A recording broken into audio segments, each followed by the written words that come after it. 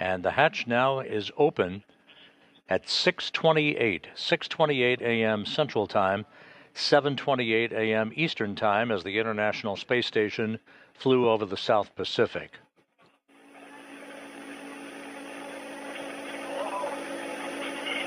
Zubritsky first on board.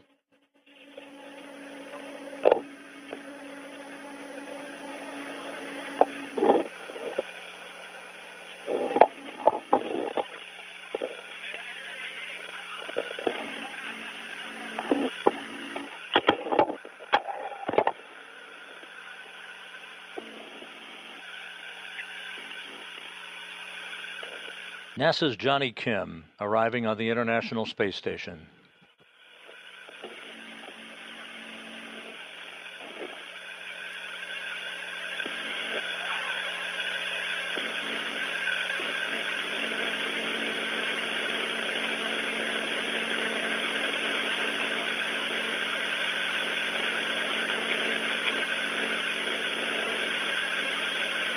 Soyuz Commander Sergei Ryzhikov with a return visit to the International Space Station. All hands on deck now.